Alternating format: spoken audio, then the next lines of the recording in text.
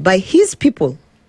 So the things that you talk about, this brings us to our original question. And by the way, he has never given us another budget for pads. Well, the things that you talk about then point to the intent. Mm-hmm. And that's what usually folks try to prove, because then you can now settle on a case. Mm-hmm. If the intent for these things never existed, there are still people today who are still fanning the flames of this conversation and saying, we will do. If you were in the inner sanctum of all of this, are we then saying that folks who are still there also know that these things will not happen, but still continue to tell Kenyans? Oh, yes, the they do. They know. There's a WhatsApp group that we used to be in called Project 22. And in that WhatsApp group, eventually I was violently removed by Nelson Koech, the MP for Belgut, because I was apparently a nuisance. And Cecily Mbarire said, let's, sanctify this space. We can't deal with... These are things Gloria. Yeah. No, but these are things I'm telling you. And if I am speaking, if someone wants to claim that it is a lie, let them come and say, I am telling you about things that I have gone through. I'm not speaking third party. I am telling you there's a WhatsApp group that we used to be in there. And when there would be a problem outside, the first point is that you would bring it there and say, guys, have you guys noticed ABCD? Yeah. And we had minister, well, now I'm not in it. And we had ministers in there, so you were able to actually direct a minister and tell them. By the way, under the Women Charter, one of the promises we said we are going to safeguard our women who have gone to work abroad. Remember, there was a lot of deaths in UAE. And if I can actually read it so that no one says that... they said, I will get it. One of the things was to make sure that we create safety for women who had gone to work abroad. And how is that going? So, when an incident would happen, it would be brought to the limelight by the media and whatever. As a person, so there are people who you'd see are passionate about agriculture. There are people who were part of the creation of the promises in different sectors. For me, because I was more passionate about the women agenda, I ended up highlighting so many things that we promised and we are not fulfilling. Yeah. And one of the things I can tell you is everybody in that group knows that we have failed. Everybody in that group knows that United Democratic Alliance and William Ruto has failed. So much so that they have even stopped participating in any conversations.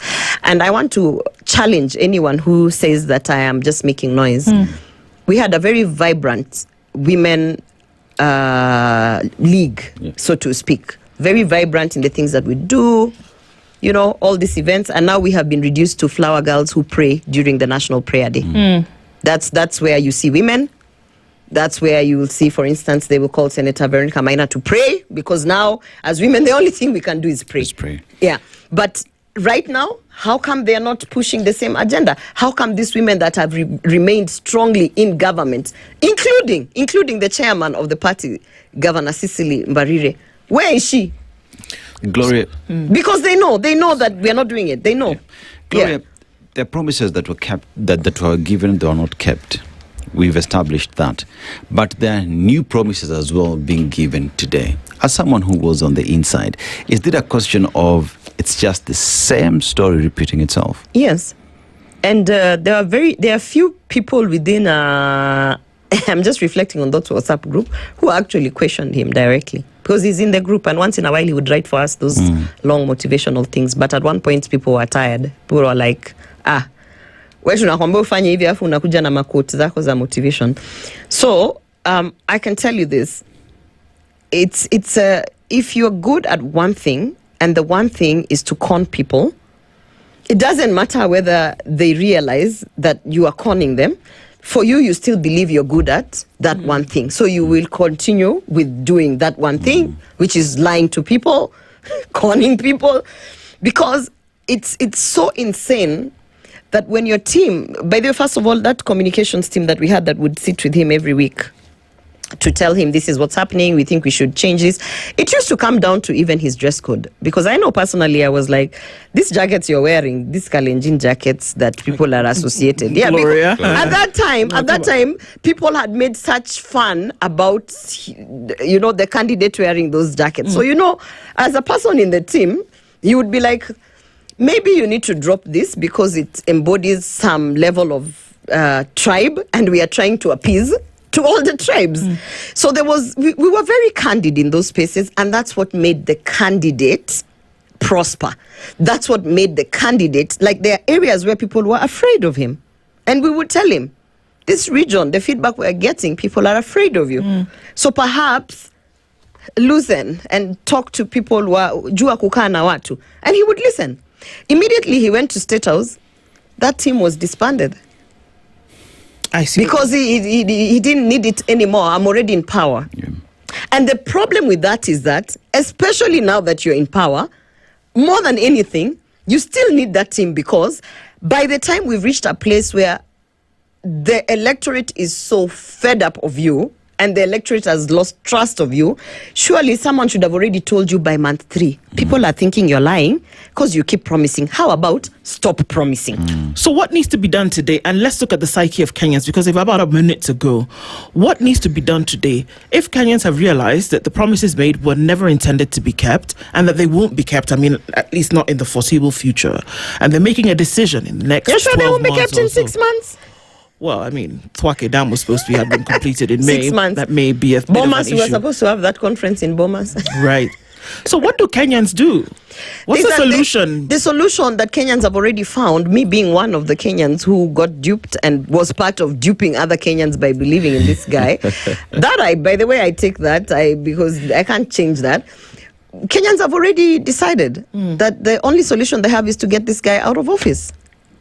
And unfortunately, there is nothing that he can do to turn that around, because he simply doesn't have time. He has a trust deficit with the people who put him in office. By the time your boss doesn't trust you and thinks that you are a thief, you are a murderer, all these things people think about your boss, there is no way they're going to keep you in office. And I think the realization, even within his team that is now quiet, is that we can't salvage this. And that's why they are running helter-skelter. When they were voting for the budget, all those MPs ran away.